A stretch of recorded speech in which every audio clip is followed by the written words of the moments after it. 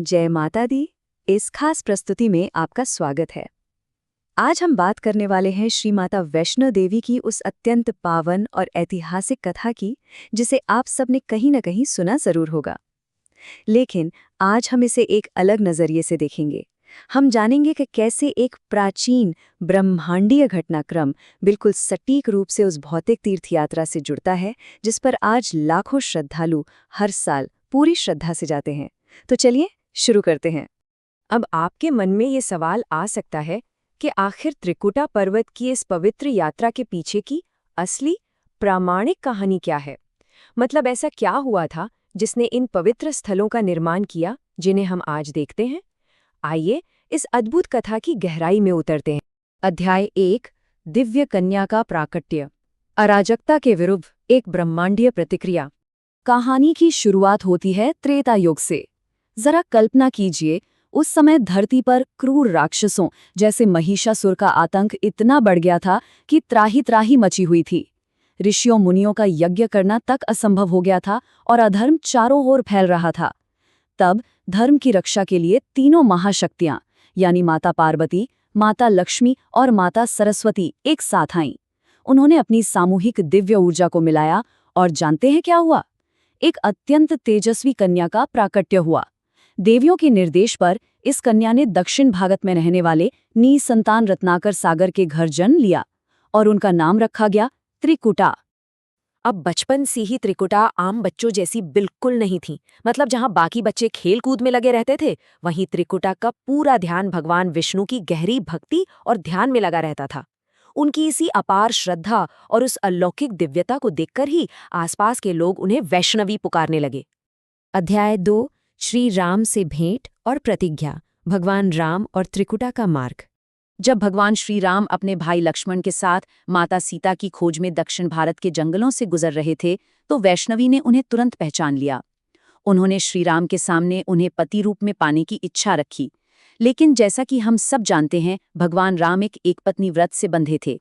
उन्होंने मुस्कुराते हुए कहा कि हे देवी, इस अवतार में मैं केवल सीता के प्रति प्रतिज्ञाबद्ध हूँ। लेकिन साथ ही उन्होंने एक बहुत ही सुंदर वचन दिया कि कलयुग में जब मैं अपना कल्कि अवतार लूंगा, तब मैं आपसे अवश्य विवाह करूंगा।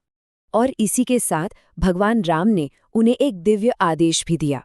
उन्होंने वैष्णवी से कहा, आप उत्तर भारत के पावन त्रिकुटा पर्वत पर जाइए। वहां एक पवित्र गुफा में रहकर तपस्या कीजिए और संसार के कष्टों को दूर कीजिए।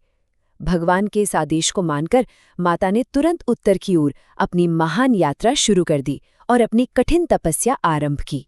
अध्याय 3, भक्त श्रीधर और दिव्य भंडारा। कलयुग में प्रवेश।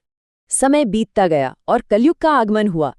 त्रिकुटा पर्वत के पास कटली नाम का एक छोटा सा गांव था, जहां पंडित श्रीधर नाम के एक परम भक्त रहते थे। वो बेचारे बहुत गरीब थे, खुद के खाने का भी ठिकाना नहीं था। एक रात माता ने एक अत्यंत सुंदर छोटी कन्या के रूप में उनके सपने में आकर उन्हें पूरे गांव और साधु संतों को भंडारे का न्योता देने को कहा। अब सोचिए, जिसके पास खुद के लिए अन्न न हो, वो पूरे गांव को कैसे खिलाएगा। लेकिन श्रीधर के अटूट विश्वास का चमत्कार देखिए। अगले दिन उनकी उस छोटी सी झोपड़ी चमत्कारिक रूप से इतनी विशाल हो गई कि हजारों लोग उसमें समा गए और कन्या रूपी माता ने एक जादुई बर्तन से सभी को उनका मनपसंद भोजन परोसा। ये वाकई अद्भुत था। अध्याय 4, भैरवनाथ का घमंड और माता का पीछा। भैरवनाथ से टकराव। अब कहानी में एक बड़ा मोड़ आता है।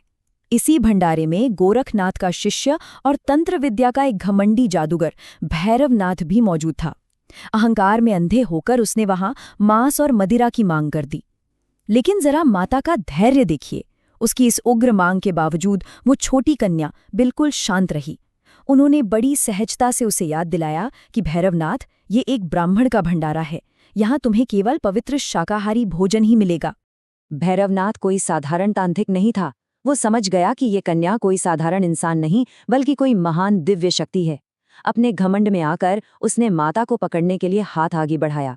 लेकिन माता, वो बिजली की फुर्ती से पीछे हटीं और पवन वेग में बदलकर त्रिकुटा पर्वत की ओर उड़ चलीं। माता की रक्षा के लिए अदृश्य रूप से हनुमान जी भी उनके साथ हो लिए और दूसरी तरफ भैरवनाथ अपनी तांत्रिक शक्तियों से लगातार उनका पीछा करने लगा। यहाँ से शुरू होती है वो ऐतिहासिक दौड़। अध्याय 5, यात्रा के पवित्र पड़ाव, दिव्य दौड़ के प्रमुख स्थल। अब ये हिस्सा बहुत ही दिलचस्प है। इस पूरी दौड़ के दौरान पहाड़ी पर चढ़ते हुए माता जहां जहां रुकीं, वो सारे स्थान आज पावन तीर्थ बन गए हैं। जैसे पहला पड़ाव है बाणगंगा। पहाड़ी पर चढ़ते समय जब हनुमान जी को बहुत प्यास लगी तो माता ने जमीन पर तीर मारा, जिससे पानी की एक पवित्र धारा फूट पड़ी। दूसरा है चरण पादुका। भागते हुए माता एक चट्टान पर रुकी और पीछे मुड़कर देखा कि भैरवनाथ कहाँ है, तो उस चट्टान पर उनके सुंदर चरणों के निशान छप गए। और तीसरा पड़ाव है अर्धकुंवारी, जहां माता एक बेहद तंग गुफा में चली गईं। जिस संकरी गुफा में माता ने प्रवेश किया उसे गर्भजून कहा जाता है। इसे ये नाम इसलिए मिला क्योंकि इसके भीतर रहने का एहसास बिल्कुल एक माँ के गर्भ जैसा होता है। जरा सोचकर देखिए, ये कितनी अद्भुत बात है कि पूरे ब्रह्मांड की रचयिता ने पूरे 9 महीने तक पृथ्वी के इस प्रतीकात्मक गर्भ के भीतर विश्राम किया और कठोर तपस्या की। पूरे 9 महीने बीत जाने के बाद कहानी में रोमांच अपने बिल्कुल चरम पे पहुंच जाता है। माता की खोज में भटकता हुआ अहंकार से भरा भैरवनाथ आखिरकार उस गुफा के मुहाने तक आ ही पहुंचता है, लेकिन वहां उसका रास्ता रोक लेते हैं परम रक्षक हनुमान जी, और फिर उन दोनों के बीच एक भयंकर युद्ध शुरू हो जाता है। अब इस भयंकर टकराव ने एक बहुत बड़ा सवाल खड़ा कर दिया है। क्या माता अपनी 9 महीने की तपस्या छोड़कर बाहर आएंगी? भैरवनाथ के उस अटल घमंड को तोड़ने के लिए वे कौन सा प्रचंड और अकल्पनीय रूप धारण करेंगी? और अंततः इस पूरे टकराव का परिणाम क्या होगा? ये एक ऐसा सवाल है जो हमें इस ब्रह्मांडीय घटनाक्रम की गहराई और माता की अनंत शक्ति को समझने के लिए विवश कर देता है, और हमें ये सोचने पर मजबूर करता है कि इसके बाद उस मुख्य गुफा में आखिर क्या हुआ होगा।